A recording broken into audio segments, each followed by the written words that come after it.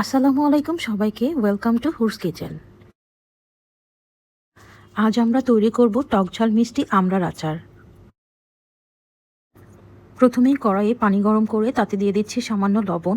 এরপর আমড়াগুলো আমি ছিলে 4 টুকরো করে নিয়েছি, সেগুলো সিদ্ধ হতে দিয়ে দিচ্ছি। ঢাকনা দিয়ে 10 মিনিট সিদ্ধ করে নিয়ে পানি ছেঁকে একপাশে আমড়াগুলো তুলে রাখবো।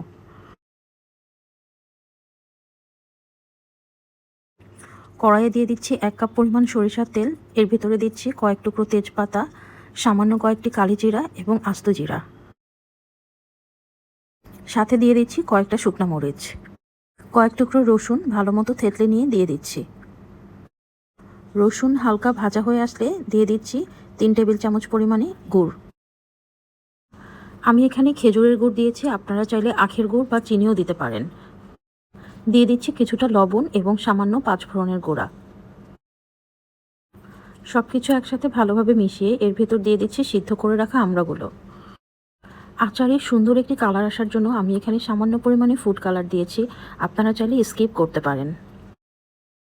ঝালের জন্য আমি এখানে দিয়ে দিচ্ছি 1 চামচ পরিমাণে চিলি ফ্লেক্স, দিচ্ছি স্বাদ বাড়ানোর জন্য কিছুটা বিট লবণ এবং বাকি 5 ফোড়নের গুঁড়াটুকু আমি এখানে দিয়ে দিচ্ছি। এ পর্যায়ে মাঝারি আঁচে রেখে আচারগুলো ভালো মতো নেড়ে নিতে হবে। আমি এখানে হাফ কাপ সিরকা দিয়ে দিচ্ছি। চুলার আঁচ মাঝারি হিটে রেখে সিরকার পানি শুকিয়ে আসা পর্যন্ত অপেক্ষা করব। তৈরি হয়ে গেল আমাদের আমড়ার আচার। আশা করি রেসিপিটি আপনাদের ভালো লেগেছে।